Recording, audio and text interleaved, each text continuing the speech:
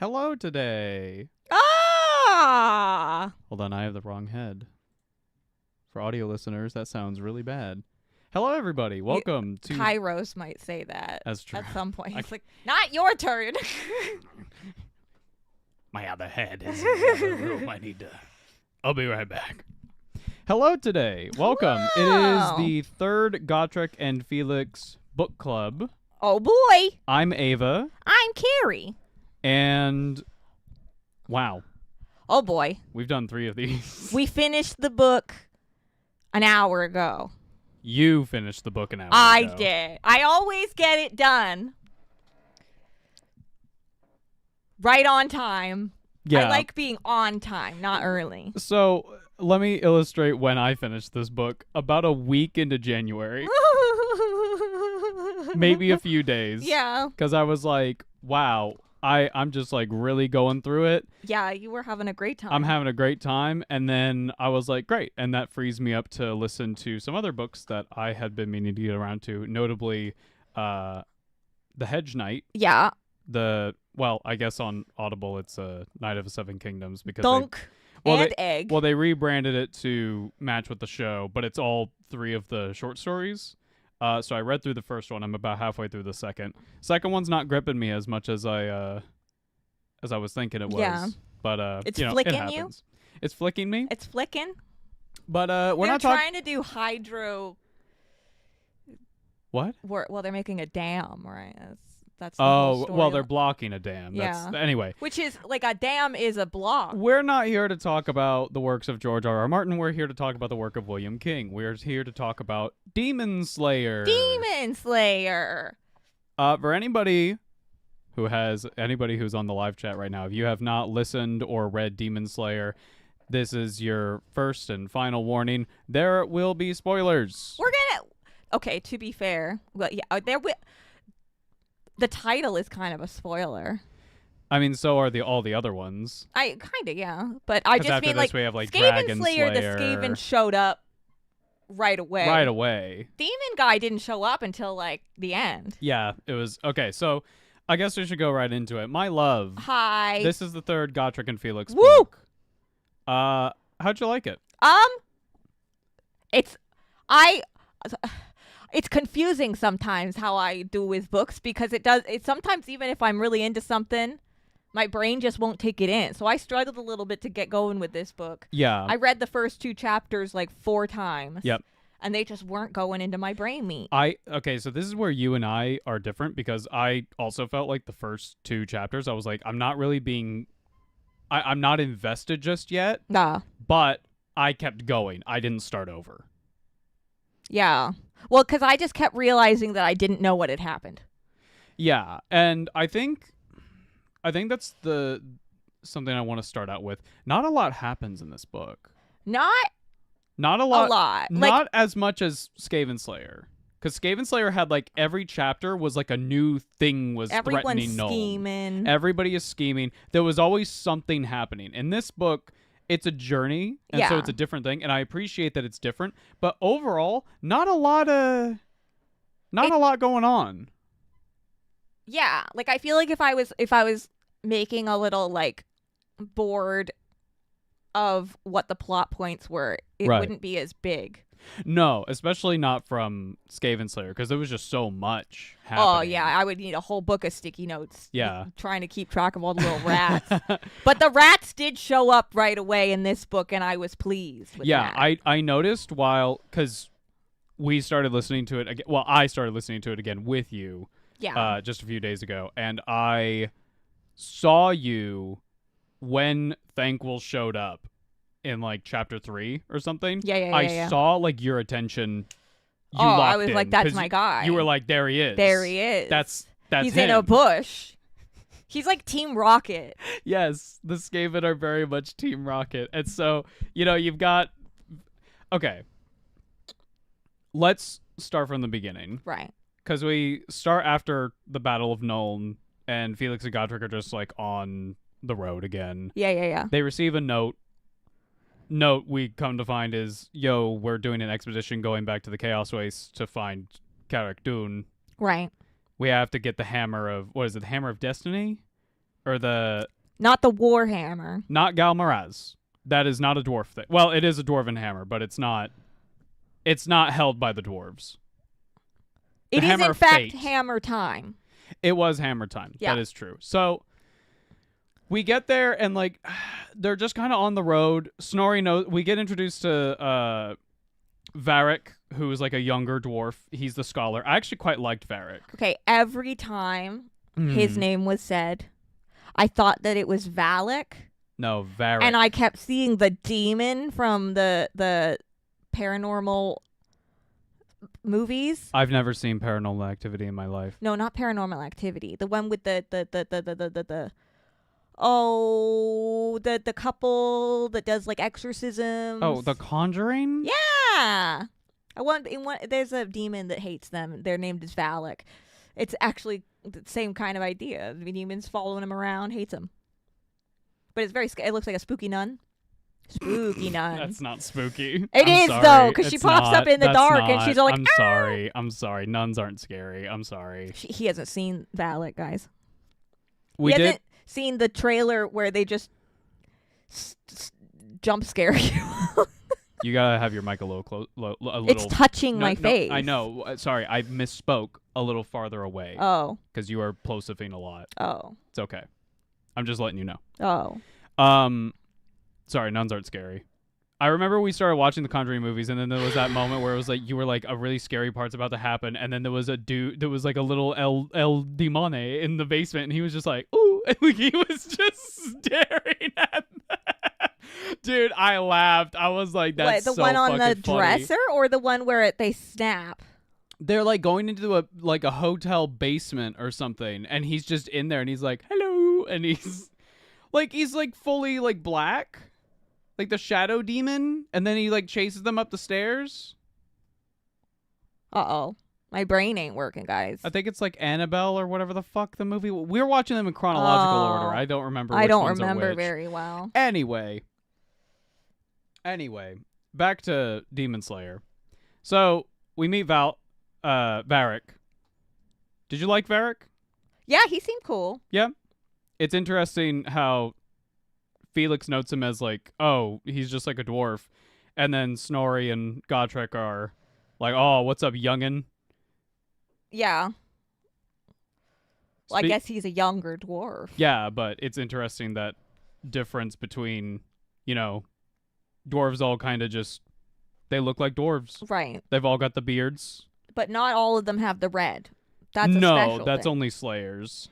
Speaking of Slayers, Snorri Nosebiter. Okay, what a name. Imagine naming your child that. He has one ear, his face is fucked up, he doesn't have a mohawk, but he does have nails in his head. Yeah, that was... He's about twice the size of Gotrek in width, so he's just fucking huge. And he's dumb as a rock. Yeah. How did you like Snorri Nosebiter? I mean, he didn't offend me in any way. He went about his time. Did you like Jonathan Keeble's voice for him? Yeah, I didn't understand a damn thing.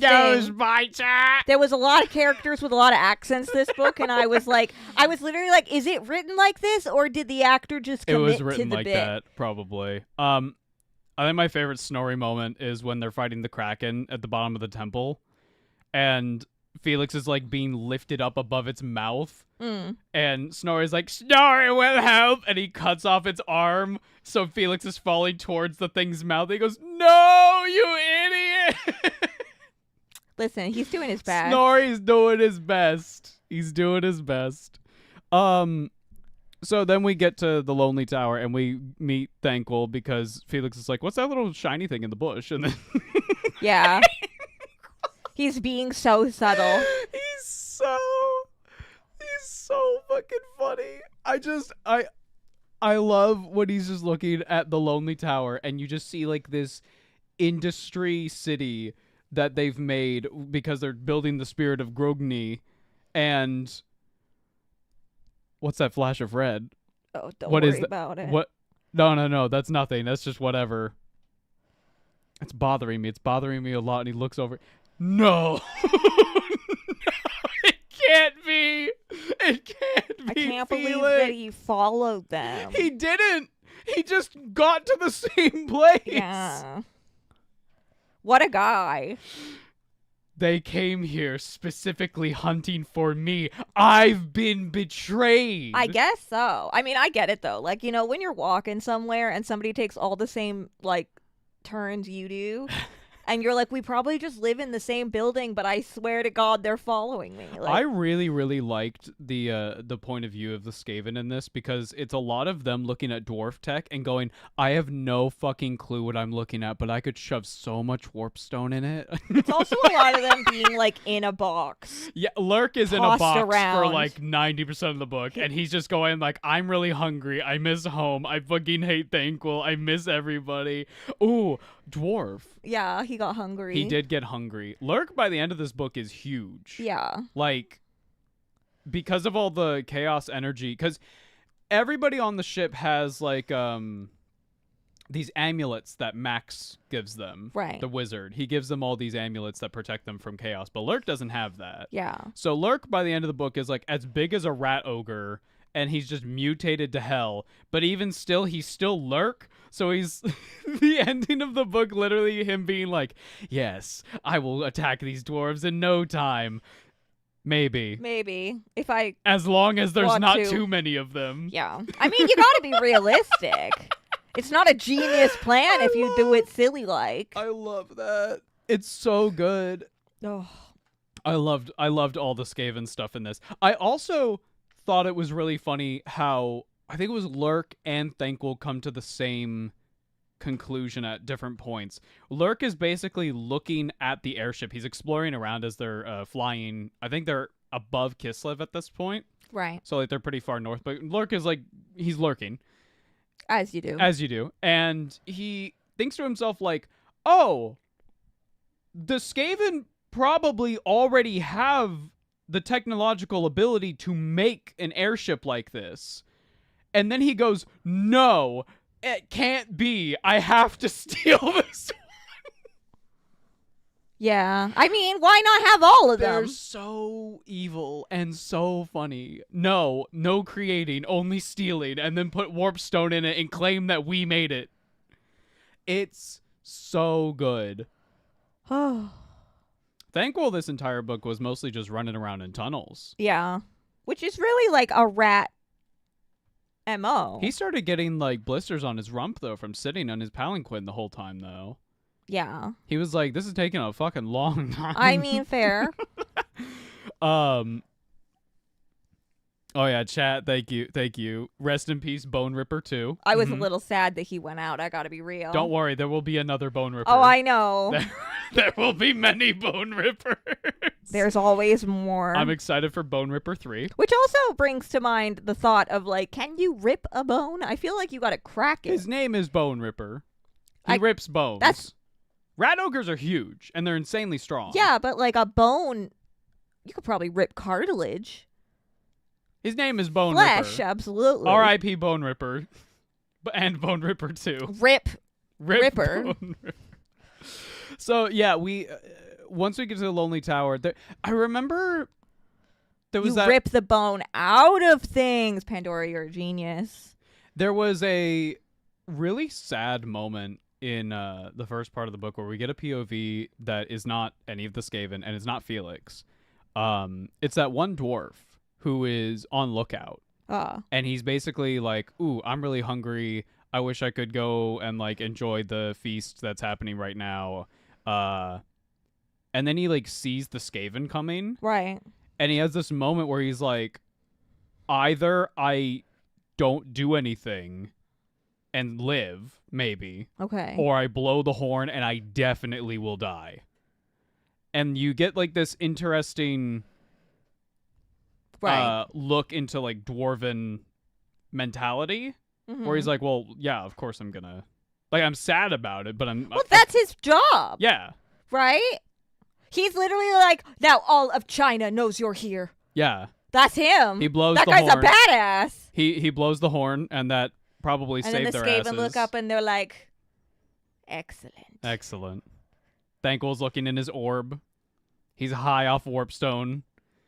and he's trying very hard to not look at his toes. And then Aragorn bursts into the throne room going, China calls for aid! The beacons are lit! Because Gondor. Yeah, I know. You're mixing like 3 different things. This right is why I don't remember what happens in books. Because I'm thinking about other shit. Anyway.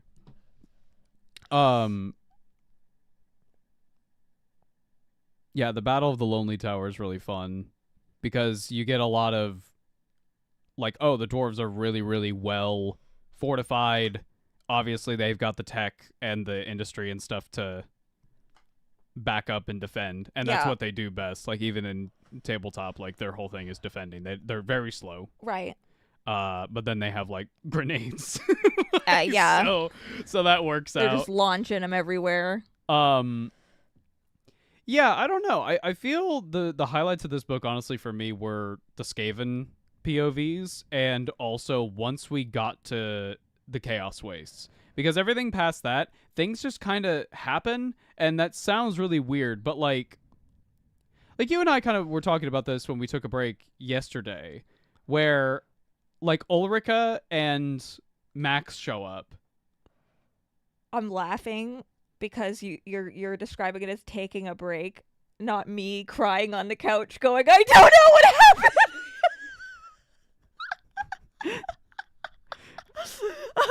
God forbid I try to be charitable to you. No, Carrie was having I had a bad little day. breakdown. There's a reason why this is on Friday and not Wednesday. So we were talking a bit about it, and you were like, I don't really understand who is what, and characters are just kind of showing up and then leaving. And I felt that very much with Max, and I'm glad that I think in one of our live streams, someone was like, oh yeah, Max is like really important later. Right. And I said, well, it's still really weird that like, I don't know. It feels weird to me in a plot where a character just shows up, goes, hi, has one conversation, and then goes, peace, and then they're just gone. But I feel like I've seen it in a lot of different media. He's like the Saul Goodman. Like, he's gonna be there. He just needs a cameo first. Yeah. Or like the Jack Harkness of Doctor Who. Yeah, you gotta have a character. I don't know. It felt weird. Fair enough. Ulrika did not feel weird because we had more interactions with her. Yeah, we actually spent like a good we spent time with evenings. her. Yeah, we kind of like had, well, because we're all always from Felix's POV most of the time. We actually got to know her a little bit. Yeah, I was told pretty lady and my brain actually started functioning. Yeah, I know. And then you were like, this is her, and you showed me a picture. She has like glowing red eyes, and I was like, they didn't mention that part. No, so okay, I don't know how much of a spoiler this is, but I do know because, you know, via osmosis and stuff. At some point, Ulrika is, I think, going to be a vampire. Oh shit! I don't know how or why the context around that is, and I don't think that's that big of a spoiler because if you literally look up her like profile on Total War or something, it says like Ulrika is a vampire, and you go, oh, okay. So I don't know how that goes down, but I mean, hey, that's kind of complicated the relationship a bit. Many a character wiki and like glanced over it and seen like deceased and gone, shouldn't have looked at that wiki. It's a little harder when like, you know, Total War, like you're just via osmosis playing this game, and then like Ulrika shows up and you're like, your eyes are glowing, that's weird, and then you click on like her bio and it's like Ulrika's a vampire who originates from Kislef and blah blah blah blah blah, and you're like, oh, okay. I was excited to get a little Kislef intro. Yeah, little so Kislef. It's Russia. A little kiss of Kislef. Yeah, we're drinking vodka. We're having a grand old time. You kind of get a vibe of what, because the village that we go to, I can't remember if it's a village or like a proper city, but anyway, they go to where Ulrika's home is. Yeah, and where they live is actually like one of the closest points to the border of the Chaos Wastes, and so you get a bit of a cool look into, like, Kislef, they live very much in the moment. Because at any point, either the weather is going to fuck you up, or demons. It's a very live hard, die young culture. Yes. Leave a pretty carcass, because it's so cold it won't, like, rot or anything. Yeah. And then Ulrika, and the alcohol will kind of pickle you a little bit. And then Ulrika's like, yo, Felix. She literally like shows up. She's like, I'm better than you at everything. She doesn't say that. No, she shows it. To be fair, Felix was very drunk. Well, drinking is one of those things. That's what I'm saying. She's raised on fucking potato vodka. I'm sure she's gonna be better at drinking. Yeah, he started drinking like pure vodka, and then he was like, I just kept drinking it. I was like, he's gonna have a bad time. And then we wake up, and he's like, my head fucking hurts. And she's like, you danced with me and told me I was the most gorgeous woman in all the world. And he was like, did I really say that? And she was like, yes. It was very sweet. Oh. And then I was worried she was gonna get got. No. Ulrika is like a recurring character. She's like part of the crew. Because my concern is that Felix is like, oh, he's got the kiss of death. Well, the kiss of death. Sorry, Darling in the Franks. Oh, ew. Excuse you. Okay, Warhammer. Ew. Like yeah. what? No, correct. Correct. No, I was thinking like what's the classic James Bond? Like every woman he sleeps with ends up like having this horrible death. Does that count if Ulrika becomes a vampire? I guess not. I guess not. I don't know. Either way, though, I mean, Alyssa from Skaven, like, we don't know ultimately what happened to her, but, like, for all we know, she's fine. Maybe, hopefully. Like, Kernston... This is what I'm saying. It was a concern of mine, but it doesn't seem to be happening, so I'm happy about that. No. So... I'm just running through my head. Yeah, and then they spend the night together. Of course. And he's like... Bow, chicka, wow. He then goes like, I'm gonna be back. And she's like, no, you're fucking not. Like, you're not getting out of the chaos waste, bro. I feel like he was probably like, does that. And then she was like, you're not sleeping over. What are you still doing here? What? Go home. You got a ship to catch. What are you doing? No, you can't use my shower. Like, go away. Okay, we have to talk about the best new character in this book, other than Ulrika. Because I know she's going to be, like, super important later. Okay. Malachi McCason, the engineer pilot right. of the Spirit of Grugni. Yeah. You looked at me at one point after he said something. Okay. And we were, like, pretty far into the book after he had been introduced. And you went, I have no idea what he's saying. Well, you're telling me Malachi, and I'm going, who? He's the guy who taught Felix how to pilot the ship. He pilots the ship. He's the guy... This part didn't compute in my brain. All right, love. Hold on. I'm going to... This guy. Is it that guy? Yes. He's got funny little eyeballs. That's Malachi McCason. Don't remember him? No. Okay. I don't know why. He's the one who goes like, oh, Felix, he's got the Scottish accent. That's why. Didn't understand a thing he said. I got That's nothing to attach him to. That's what I told you, you said. Well, I can say the same thing twice. If I have a visual of a character, it's something my brain can cling to. If I've got lines, it's something I can cling to. But he sounds like he's from Newfoundland. No, he doesn't. Well, he sounds like he's Scottish. I know, but that's because you can't understand Newfies. And I say that with so much love. He's the guy that, he's a Slayer engineer, which is already weird. And the reason why he's a Slayer engineer is because he made a bunch of tech innovations for the dwarves. He had the Unstoppable, right, which blew the fuck up. Yeah, okay. And then he made the Unsinkable. Oh yeah, he wanted to. He had terrible naming conventions. And then when they were making the airship, he's like, I wanted to call it the Unstoppable. No, the first thing was the Indestructible, or like something like that. But he's gonna get to the nobody dies on this ship. Yeah, he wanted to call the Spirit of Grugni the Unstoppable, but they wouldn't let him, and he was like, what the fuck? Sometimes you need your friends to tell you no. I mean, yeah. You know, I was going to talk more about Malachi. Well, talk about it. Maybe I'll remember. I mean, I just thought he was funny. Yeah, no, I thought... Was that part where Ulrika is like talking to Felix and Felix is piloting the ship and the Malachi comes in immediately and is like, oh, I'll give you some time to fucking talk to each other. And then he looks at Felix and gives the biggest wink. Every dwarf is like a wingman. Like, yo, okay. Fair. How did you like the little looks into Dwarven attitudes and like kind of how their interactions between each other are? It seems pretty standard fantasy dwarves, to be honest. Yeah, I mean, and also, like, 2 of them are slayers, so we know that they're, like... Crazy. Well, like, I was gonna say, like, a bit different. Yeah. But then we saw, like, normal dwarves. Yeah. They seem, like, kind of polite. Yeah? Now, granted, the reason why they're so polite to Felix is because Gotrek names him a dwarf friend. Right. And that's like, oh, shit, that's important. Right. So that's probably why they're so polite. Fair enough. But, you know. I mean, I know about the Book of Grudges. I mean, yeah, they mention it in this book, and they say, like, volume, like, 4,573, volume, whatever the fuck. Like, there are many Book of Grudges. I had a realization that the Book of Grudges just means they're writing each other up. All the time. All the time. Yes. They're, like, angry management. Yeah. Yeah. Yeah. Yeah.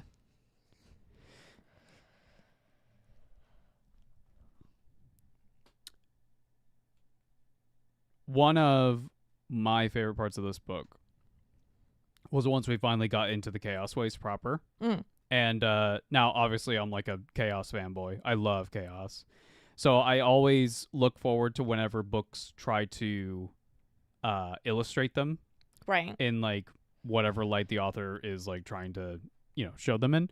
But what's interesting is I was not expecting to be as enraptured by the description of the Chaos Waste itself, because I had thought, oh, it's just cold. Right. It's like abysmally cold. A tundra. It's a tundra. But once we got there, it wasn't. There was tundra. Yeah. But then there were like weird places where it's like, oh, it's a desert of shifting colors. And then over here, it's like a forest of mushrooms and like there's like all sorts of there's sort of representations of each god in little places. Yeah. I also really liked how sometimes a beast man or a chaos warrior would just like in the middle of a fight or just as they're walking towards someplace, they're like looking up at the airship and going, ah, like they're just getting really fucking mad. That it's OP to have basically a plane. Yeah. And I thought it was really cool as, you kind of know this from getting into Warhammer, especially like if you get into Chaos. Like, why doesn't Chaos take over the world? Why does that never happen? They have the numbers, they have the power. Mm-hmm. And it's because it's very similar to Skaven. They're fighting each other. Yeah. They're not organized. They are not organized, which is why it's a big deal when somebody like the Everchosen, who's like the Chaos guy, shows up to unite everybody, and it's like, oh fuck. Yeah. That's a real problem.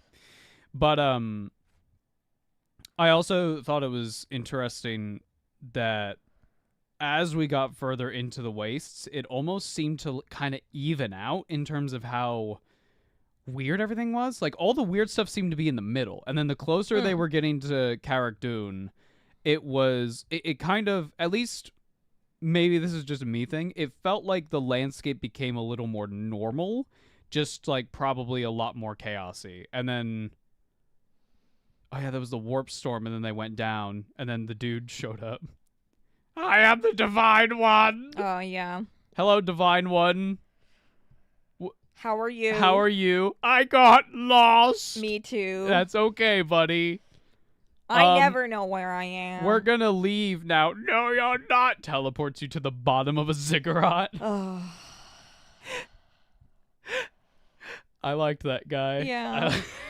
Just a crazy dude. How'd you get here? I teleported myself. You may call me the Divine One. Saying you may call me the Divine One is some, like, I'm talking to Chat GPT kind of attitude. God, you are the oracle. You are the oracle. Fuck off. I was telling Ava, I was like, Skaven would love Chat GPT. What do you mean it destroys the environment? Yes. Yes. Absolutely.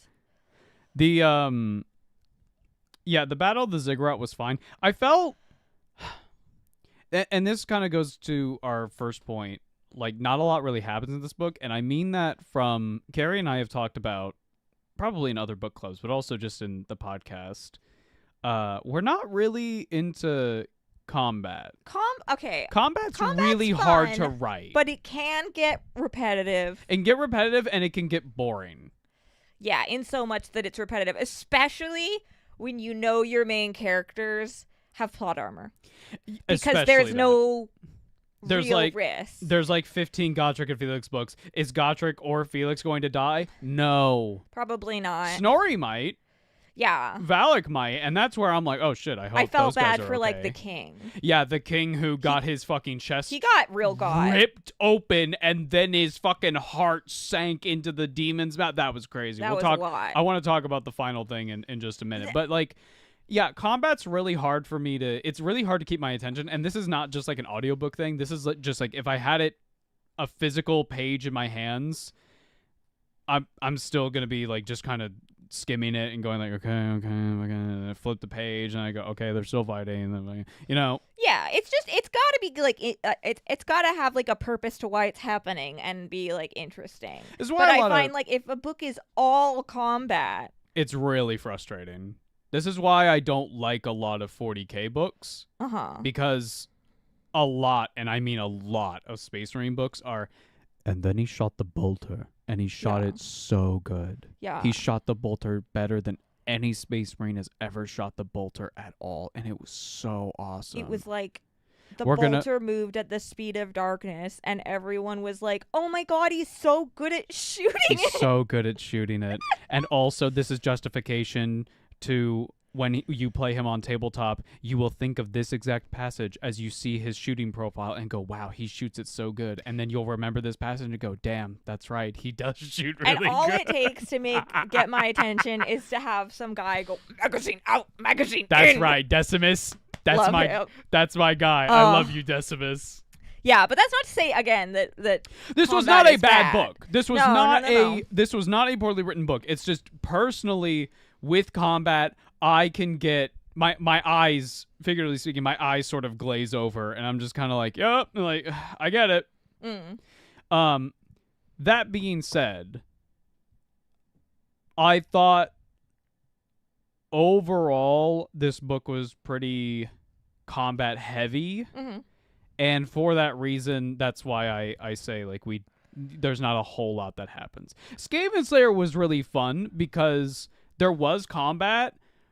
But in between, it wasn't like a lot because most of it was scheming. There was bursts of combat. But it was mostly scheming and sneaking around. And then it would cut to Gotrek and Felix, and it's like, what's Felix going up to? And he's learning about the Skaven. And I think overall, Skaven Slayer is like my favorite balance of the two of like conversation and combat, where it's just very quick and very brutal and very violent. And then we're done. But also funny because you're switching between the POV of both sides of the combat. Yes, that was also really, really fun. And you're having, like, Felix be like, oh, they're so sophisticated. How did they come up with this weapon? And then you switch to the rat inside of the tank going like, ah! You gotta not do that into the mic.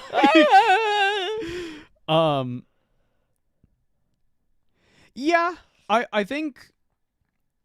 Like, I remember talking in the Discord, I felt a lot of whimsy when we finally got on the airship and the descriptions of, like, the airship taking off and Felix, like, adjusting because it's made for dwarves, so he kind of has to slouch. Right. It's literally like when I went to Japan with Alex and he was bumping his head on every door frame. But, like, then you see Felix, like, looking out the window and he's like, wow, this is amazing. Like, those parts are probably my favorite parts of the book. Totally. And then he wakes up and his fucking head is, like, banging on the wall and he's like, I hate everything. Yeah. I hate this. I hate this. Why did I come here?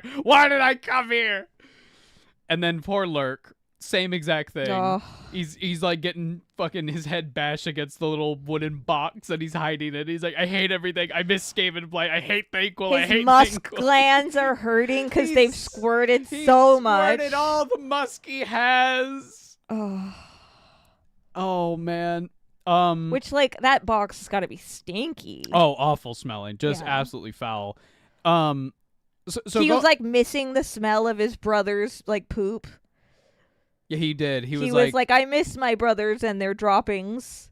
Well, he missed like just the feeling of other Skaven being around. He was lonely.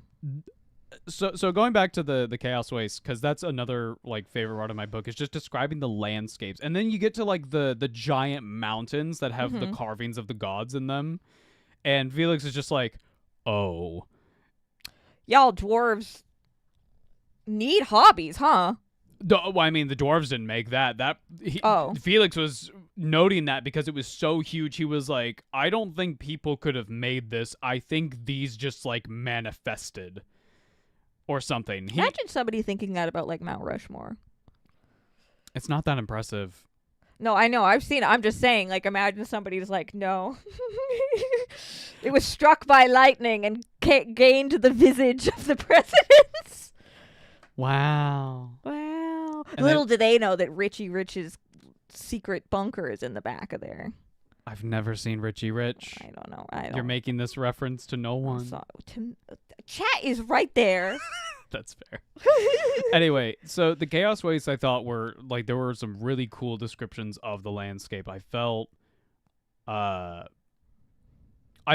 attention like really locking into those descriptions. And then when we got to Carrick Dune and we actually got to see some descriptions of like the camps that they had made, and Felix was like, it's weird that they have like different camps that are completely like they've built defenses on all sides because it feels like they're kind of scared of each other as much as, well, not scared, but like they're as concerned as their allies attacking them as they are like the dwarves. Yeah, I think I said to you something like, oh, wow, the battle of 5 armies. How about the battle of who knows how many armies? Who's against who? We don't know. Yeah, so we finally get to Carrick Dune, and then we get to meet the dwarves who have been there for 200 years. Yeah, but there's some timey-wimey. Yeah, because we're in the Chaos Wastes, and chaos is weird. And so they're like, actually, we've been waiting for you guys to come here for 20 years. And they're like, what do you mean 20? Yeah. It was very much that little maneuver is going to cost us 50 years moment. Interstellar? Yeah. I've never seen Interstellar. I know you haven't. I am ignorant. Anyway, yeah, it feels like that, though. It was interesting, yeah. Then we meet the king. Yeah. And then the king gets got. Oh, man, poor guy. We also find out where Gotrek's axe comes from. Yeah. So last time he went to this expedition to the Chaos Waste for the same exact thing, he found the axe from the king's son who had stolen it because he was trying to go get help. And it's like, oh. So that's interesting. He just fucking found it. Yeah. I mean, many weapons. Felix, look at Fulgrim. Felix kind of found his weapon in a weird way because, like, the Templar died and he picked up the sword and he's just been using it ever since. And then there was the prophecy.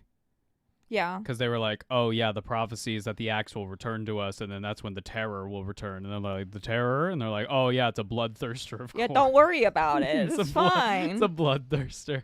So then the bloodthirster shows up. Yeah, then the bloodthirster and the fucking bloodthirster shows up and he's like, I will skin your bones and eat your skull and rip out your heart and eat it in front of your living eyes.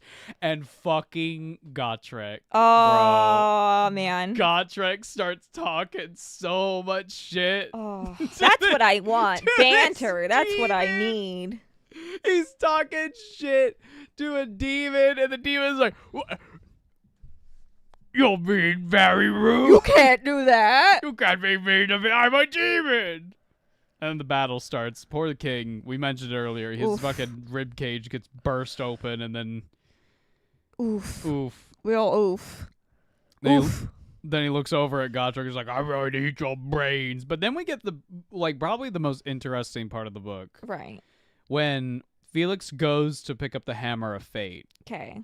And it doesn't move. It's like a Mjolnir type thing, right? Yeah. He's trying to pick it up, and it's just not working. And then he starts screaming to Sigmar, to all the Dwarven gods, and that's when the hammer actually is able to be lifted up. Now, he does burn the fuck out of his hands doing it, because it's like shooting lightning everywhere. Yeah. And then he chucks it at the fucking Bloodthirster. Yeah. Oh, man. So, do you think that was the gods going like, all right, Felix, here you go? That, or there's something about it that, like, either belief in the gods or the gods' names being invoked, like, activates some kind of... It was after he invoked the Dwarven gods' names that the runes lit up, and then he was able to lift it up. Yeah, so whether or not the gods are, like, in real time involving themselves, or if it's just something about... Just happenstance. Well, not happenstance, but, like a password, kind of, or something... That I don't know. Obviously, something changed. Yes. Felix did something. Yeah. He said something. Maybe he touched it in the right way. Like there's a little button on the handle. Maybe you something. just gotta maybe it's like the room of requirements, and it's like you gotta need to use it. Oh yeah, it's just in your most dire need. You have to want it badly. Yeah. Maybe. Or something like that. Also, my guy thinks he's going to die every 2 paragraphs. He's like, this is actually when it's going to happen. I can't fighting fucking demons? I'm about to die for true. This is it. This is Listen, if a bloodthirster of Khorne is looking at me and is about to fucking rip my head off, sure. I'm thinking, I'm going to die. That time it makes sense. But that's the 18th time in the book. Felix is not very confident in himself. No, not really. No. And then Gotrek fucking kills the demon, banishes it, and then we win. Yeah. I imagine the next book, Dragonslayer, is going to be like, either it's right after this happens, and it's like, okay, we have to go back to the mainland, so it's the journey back from the Chaos Waste, or... It's going to do the thing of like, it took us like a full month to get out of the Chaos Waste, or like a few days to get out of the Chaos Waste, and now we're back in Kislef. 200 years. 200 years later. Ugh. Oh my God, imagine they come back. Well, they've gone into this place where we know time is timey-wimey. Yeah, so imagine they've only been gone a few days, and then they come back to like the Kislef town, and then fucking Felix is wandering going, where's Ulrika? And she's like, you've been gone for 10 years. She's like an old lady. Oh my God, no. That can't be. She has to be a vampire. Well, good thing she becomes a vampire and stops aging. What if she becomes a vampire off screen? She's like, yeah, I had this whole other adventure while you were doing shit. Where have you been? Who's the Denna from Name of the Wind? Yeah, I was just thinking like that type of shit. Yeah, just like I was doing this what other happens thing. with Kvothe. He disappears for what he thinks is like 2 years, but to everybody else, he's gone for an evening and comes back with a full beard. And is like, oh, crazy. Guys, I totally fucked a fae. I totally did. The fae of fucking. I totally did that. I'm not lying. Ugh. I'm not lying. If I was lying, I would tell you, and I'm not telling you that I'm lying, so therefore, I'm telling the truth. I'm the coolest guy ever, and I know... I fucking hate Kvothe. I hate Kvothe so much. Anyway. Yeah, I feel like overall, I like this... This is not a bad book, but I like it less than Skaven Slayer. Yeah, I agree with that. I don't... But I'm glad the Skaven are in it. Yes, I think... If the Skaven show up, like, every book, I'm looking forward to it. Yeah. Because the Skaven are just a highlight. Yeah. Like... I want Gotrek and Felix and... Thankful. Yeah. All the time. Yeah. Which, that seems...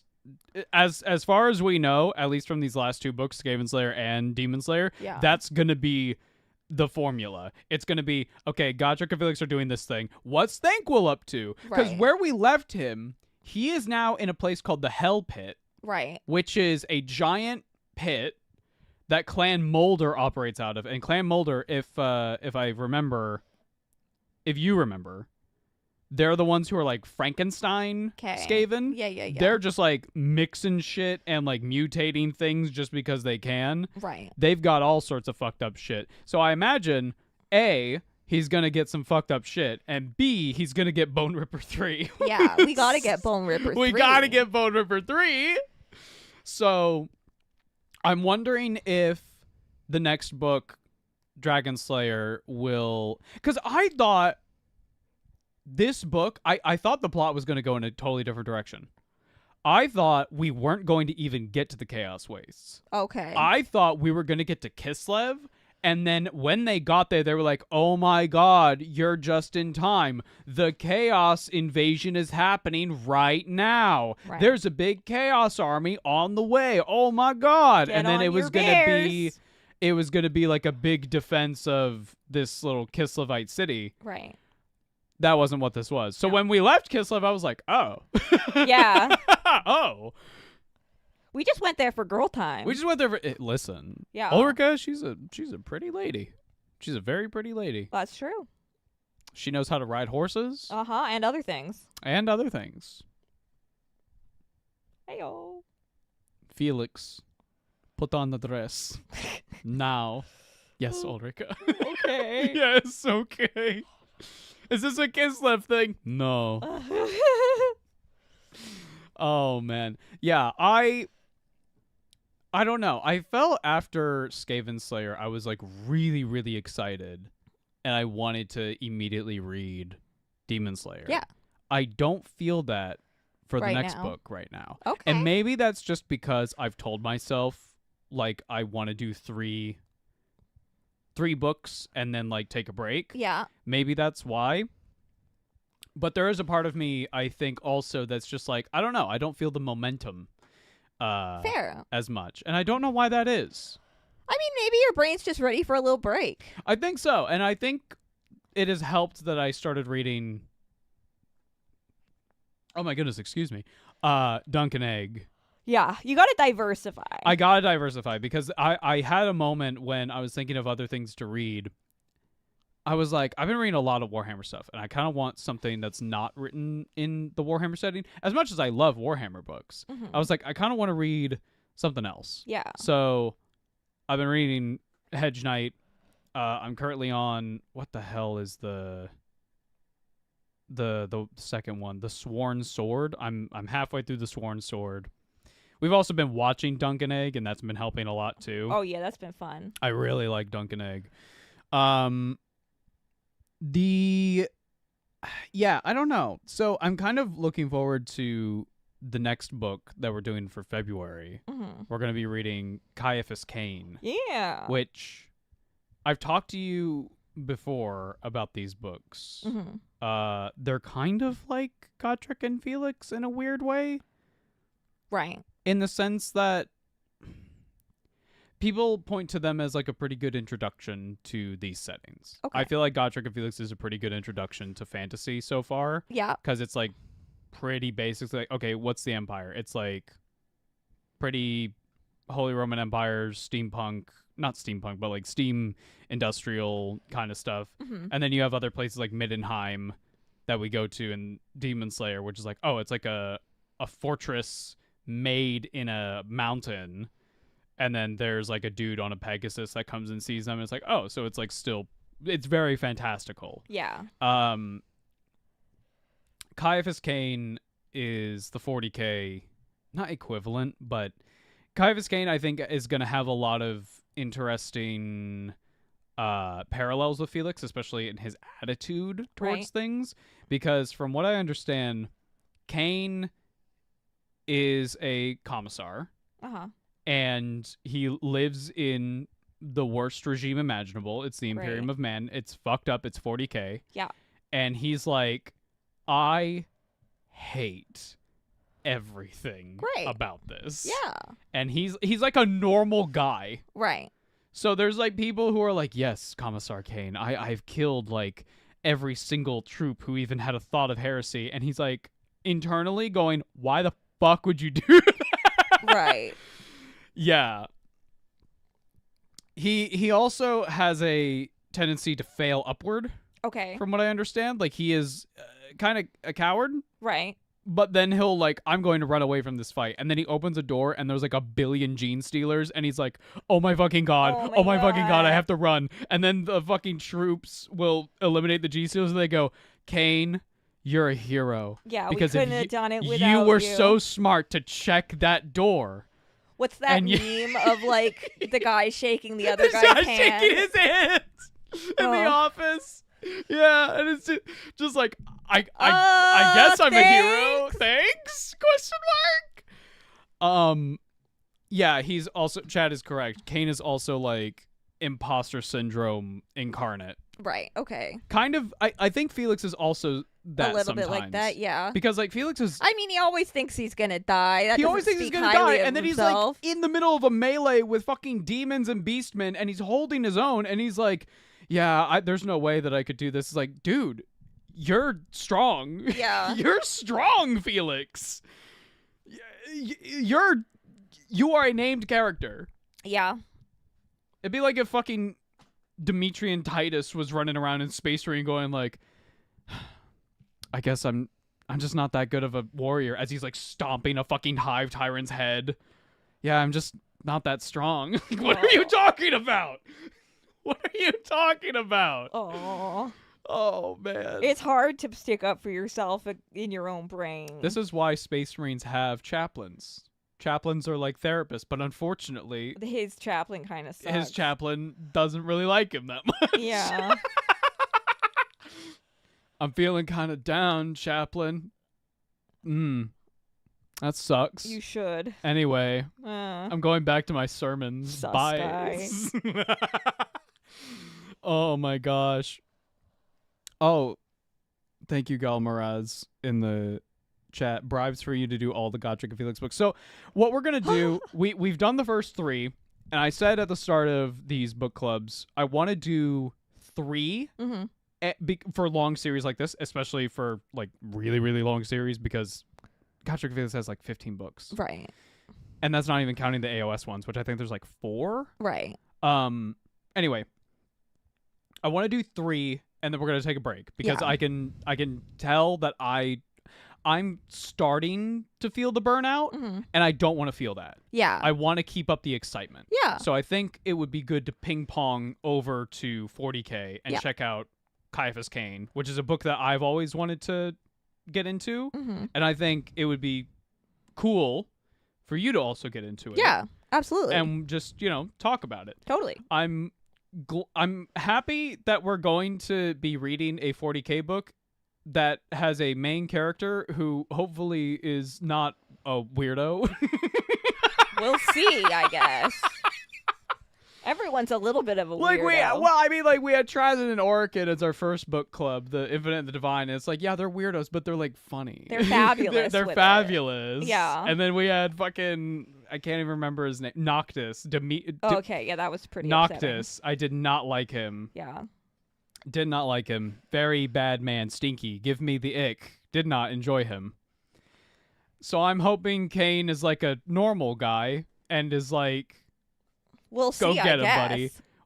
I also know that it is like a duo in Kane as well. Okay. It's Commissar Kane, Caiaphas Cain, yeah, and his buddy Jurgen. Oh no. Jurgen is stinky. Oh no. You remember? You're gonna smell him before you see him. You do. Do you remember in Rogue Trader? Yeah. We had like our assistant Abelard. Yeah. I have a feeling it's going to be kind of the same dynamic where it's just Jurgen, kill them. I see. Okay. Yeah. I think it's going to be very similar to that. Oh man. Yeah. I want to check my notes, see if there's anything else I wanted to bring up.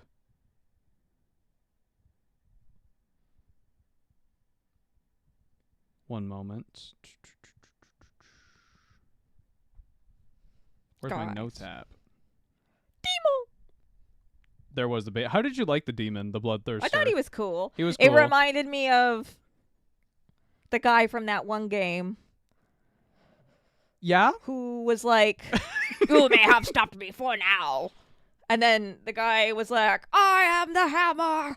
Oh, right. Yeah, well, that was also a Bloodthirster. Exactly. That was from Chaos Gate. Oh, yeah, when the Bloodthirster, when the Terror died, it literally, like, looked at both Gotrek and Felix and was like, I will be back. Yeah, I like the imagery of its eyes, like, fading away last. Yeah, it's looking at Felix going like, I'm going to remember you. I have all eternity for my revenge. And Felix is literally just like, He literally goes, great. Great. Awesome. I have a fucking demon who hates me now. Great. That's just what I needed. I didn't write a whole lot of notes for Daemonslayer for the reasons that we discussed earlier. I did write this. I kept feeling like this was a classic adventure like The Hobbit. As a kid, I would have been all over this book. Very fun the whole way through. I am full of whimsy and wanderlust. Excellent. Yeah, we did go to a lot of places. Oh, right. Also, I forgot. Thank you, Gappy, for messaging me. The chapter where Lurk is, he's not fully grown yet. Right. And he's like, but he's very large still. And he's looking over and he's like, I'm hungry. And he's walking over and he's like, there's a blonde furred human in this bed. Oh yes, I could do it. I could muffle his screams with my hand, and I could just rip his throat at it. What was that noise? I flee. And he runs away. And Felix is like, oh, I wake up. Oh, I had this awful dream of a rat looming over me. Oh. That's so fucking stupid. I wonder if it's something to do with the fact that they're in the chaos waste at that point. So like there's like psyker energy everywhere. Oh my god, yeah. There was like yeah, you know what? What is chaos energy if not just magic? Because the chaos waste, because when the polar gates collapsed, it basically was, okay, like let's say the magic on the planet was like a 10 out of 10. Well, then the polar gates collapse and suddenly it's like a billion out of 10. Yeah. It is unstable. Now, through the efforts of the older races like the High Elves and the Dwarves and stuff, the magic is like a lot more manageable, but the closer you get to those polar gates, the more crazy the shit is. So yeah, no, it makes perfect sense that as you're in the chaos waste, the more insane magic becomes. Yeah. Or it might enhance your natural psychiciness. I mean, they literally even talk about, like, the demons. It's like, well, why do demons manifest in the chaos waste so easily? It's like, because of the magic here. Yeah. They feed off magic like a battery. Yeah. Basically. Oh, my God. Sorry, speaking of, like, battery stuff, I just remembered. Do you remember that part where it was, like, Felix was like, what are those little black things on your desk? He's like, magnets. Fucking magnets. Magnets. How do they work? Bro. I felt weird in that moment because there was a part of me that was like, oh yeah, dwarves would be able to make magnets, but I just never thought. I don't think I've ever interacted with a fantasy thing where a dwarf was like, yeah, magnet. Fuck yeah. Oh man. Yeah, I'm just trying to think if there was any other like highlights that I remember. I think that was pretty much it. Was there anything else you wanted to discuss? I'm not thinking of anything. I liked the Beastmen looking up. They did look up a lot. And being like, oh. Oh, yeah. And then when they got rescued from the temple and like they're on the rope and they're being lifted up and then the Beastmen, like they get to the edge and then they stop, but there's already too many behind them. So they all start. No. It's like head smashed in buffalo jump, but for Beastmen. Beastmen are not very smart. Well, it was like when all the rats were trying to get in the window, but they all went at the same time. Those fucking idiots all went in the exact same time. Gosh. Oh, man. And then, oh, yeah. I'm remembering that Beastman from Trollslayer, who was following Felix for like a full day. Yeah. I just want you to know, you're not that clever. You're not that clever. My friends and I know that you're hiding that dwarf somewhere. And I just wanted you to know, you're not that smart. Good day. That's such a Walter White move. To Just be like, Oh, man. I imagine they look up and go, that's cheating at the blimp. Probably. Probably the Chaos Warriors. They're just... I loved the description of the Chaos Warrior armor. Specifically, like... I mean, there wasn't, like, all that much description, but there was, like, a lot of words of, like, it was ornate, and it was black iron and gold trim or whatever. Yeah. And then, but there was this one Chaos Lord who I think he was, like... It was like they were passing by. They weren't at Carrick-Dune yet. And Felix was just seeing, like, these two armies, like, fighting each other. And he sees this Chaos Lord on a mount. And I think he's got like 2 axes or something. But the description I think that was the coolest is that the horse, I can't remember if it was wearing something that looked like a dragon head or the head looked like a dragon. But I don't know. I remember that descriptor being really cool. Huh. But that's just me because, you know, I collect that's chaos. Cool. Yeah, I think it's just fucking awesome. Oh, man. Our funny little duo ripping through the world. I remember, I think it was like yesterday, I was like, what do you remember about the book so far? And you just texted me, funny rat. Yeah, funny rat. Funny rat. Maybe we should find some Skaven books. Are there more Skaven books? Yes. Oh, good. Carrie, there are books that only follow Thankful. Oh, no. Do you want to read the Thankful books? I want a kids show about Thankful. Desperately. Every episode is him blowing himself up. Like, you remember Pinky and the Brain? What are we doing tonight, Crazy or Thankful? The same thing we do every night. Look, next time. Trying to blow up the moon. Yes. God. Today's letter is B for betrayal. Right? Oh, man. No, I would love that. Thankful and Fiends. Oh, that'd be cute. We could do little Muppets. Like, who's the Muppet that's a rat? Rizzo? I don't know. You've seen A Muppet Christmas Tale. Yeah, I don't know the names of the Muppets. I think his name's Rizzo. I know there's Kermit. There's Piggy. Miss Piggy. Miss Piggy, sorry. There's Gonzo. He's got the nose. Yeah. The rat sounds right. Rizzo. I think it's Rizzo. Yeah, Rizzo. Okay. We could make a little Thankful puppet. That'd be cute. We could just make him out of a sock.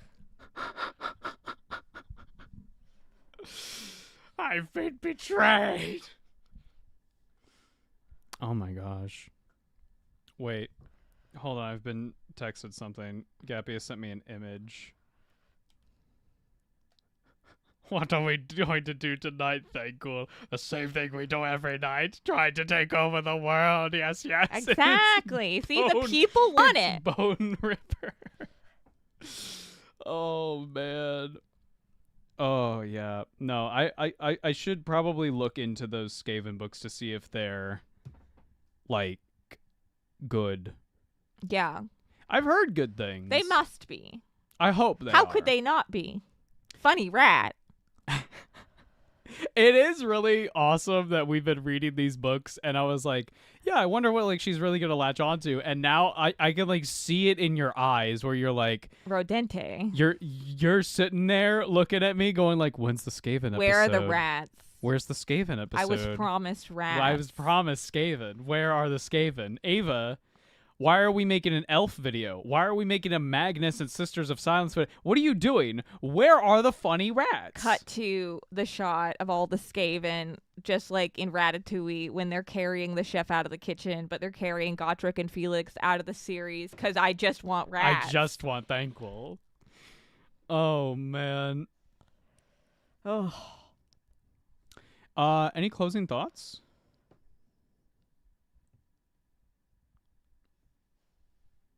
Gotrek's real bad at dying. He is. He's not good at it. He's a great warrior, but a horrible slayer. Yeah.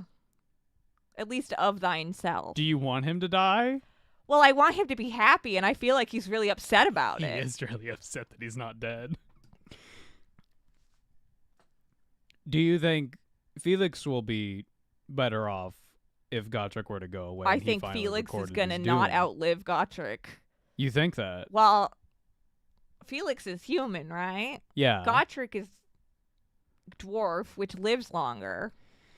So you're suggesting the idea that Gotrek never finds his doom. I think the gods Felix... have played a funny trick, and Gotrek is the one immortal being among us. That's a funny trick to play on a Slayer. That's a funny trick to play on God. Oh, man. Are you looking forward to Caiaphas Cain? Yeah. Yeah. It should be interesting. I'm interested to see how it goes. Mm-hmm. For those listening, if this is your first book club, we try to do these on the last Wednesday of every month. So the next book club for Caiaphas Cain will be the 25th of February. The book title, let me get it for y'all. I'm also going to read the synopsis.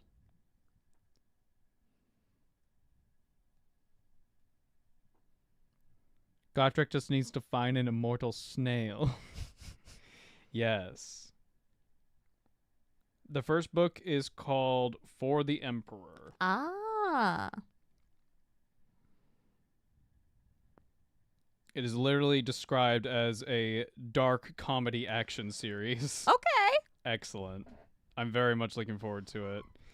Oh, this is from 2003. Whoa. Wow. That's a throwback. Wow. Oh. I'm wondering what the lore is going to be like, because 40K lore has changed so much in, like... I just wonder if there's going to be, like, little weird things here or there where someone's like, yes, I'm a space marine, I'm half Eldar, or some, like, crazy thing like that, you know? What's the oldest piece of Warhammer media we've interacted with so far? When did Space Marine 1 come out? Oh, like 2010. Okay. This is not that old. That's not that crazy. Gotrek and Felix, I think, were released in, like... Oh, the 80s, right? I think so. Chat, correct us, please, while I get the synopsis, while we get the cover description. Here we go. Cover description. I think a character is going to mention that their dad was a space marine. Oh, that's funny. Whoa. We just have to interact with Caiaphas Cain knowing that it's from an older point. It's Black Adder in 40K. I'm in. You're in? I'm in. What's Black Adder? You managed to spell Christmas without any of the letters of the word Christmas. Are you looking forward to Caiaphas Cain now? If that's an accurate description, then yes. Also, we should watch Black Adder because I think you'd love it. I'm very much looking forward to Caiaphas Cain now. Yeah.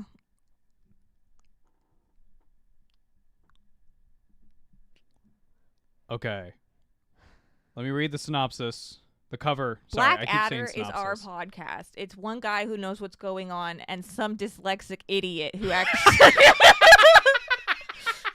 who's like trying to be helpful.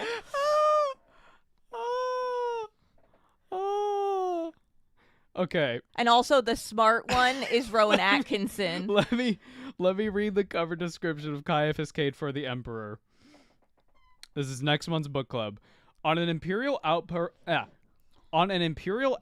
world on the fringes of Tau space, the renowned commissar Caiaphas Cain and his fictitious regiment of Valhallan Guard, newly created from the remnants of two devastated units, find themselves in the middle of a war.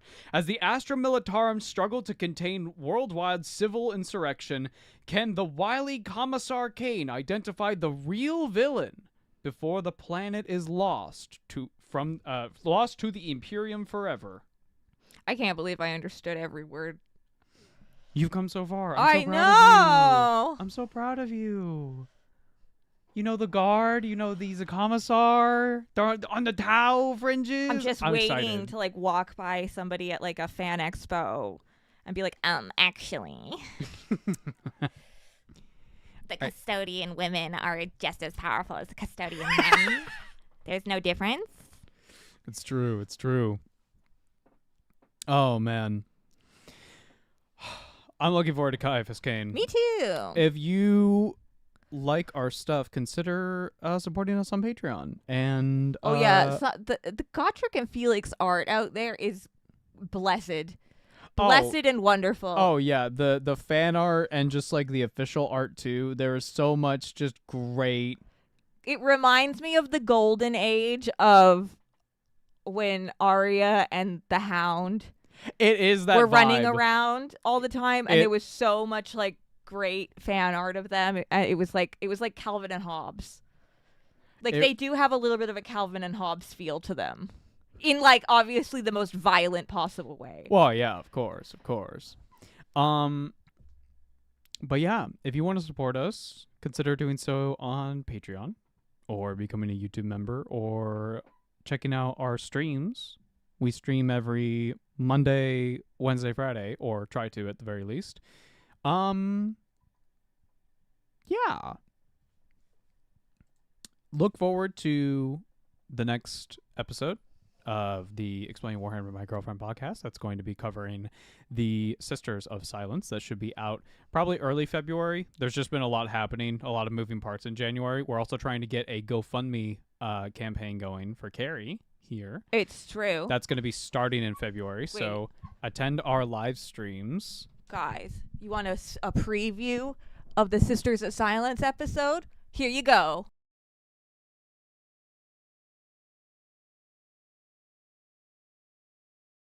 Wow. See? Wow. It's going to be so good, guys. In audio format on Spotify, I'm so sorry. For my Spotify listeners, I'm so sorry. that joke does not that does not translate as well if there's not a visual. Anyway.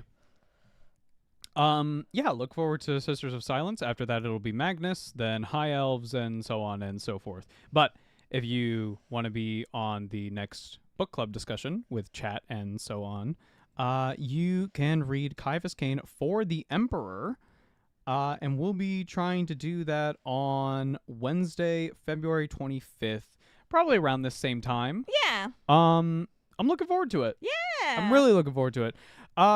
In the comments or on our Discord and stuff, let us know how you felt about Daemonslayer. Did you disagree with any of our opinions? Do you think my personal ick with combat in books is valid? Do you think it's dumb? Let me know. Let us know what you thought. Do you agree there should be more rats? Or do you not like the rats? If you don't like rats, get out. No. Get out. I don't want to talk to you. I don't want you in my fan base. If you don't like the Skaven, get out. Get out. I have a large, muscly finger pointing out at the door. You may leave now. I don't think fingers have muscles. I think it's all tendons. This is why there. it's a funny visual, because it's like a really muscular looking finger. It's like who's the guy? I don't know who the guy is. The guy with the ice cream and the flat whites. John Cena? That's the one. Oh my god. He's got humongous hands. You do this fucking adorable thing where you're like, who's the guy? I know, but I'm trying to think of like context guy? words. Who's the guy? You know? Fingers do have muscles. Okay, good we to gotta know. get out of here. Guys, I think I gotta take a nap. All right. Thank you all so much for listening. We'll see you in the next book club or the next episode or whatever. Yeah. Also, we're going to do some Nikki later. Yeah. Magic on Monday. Way to date the episode. What do you mean? You don't think we're going to be listening to Nikki? Watching Nikki? They just dropped a 2-year plan. Yeah, but then if someone's listening to this on Spotify like a year or two from now, they're going to be like... I didn't know we weren't supposed to talk about things we were about to do today. Someone's going to be listening to this like a month after it's out, and they're going to be like, what? If you're listening in the future, tell us the lottery numbers. Comment. Right now. Anyway, hope you all have a wonderful day. Yeah. And we'll see you in the next one. Have a great one, guys. Bye-bye. Have a good one. Bye-bye. Bye-bye.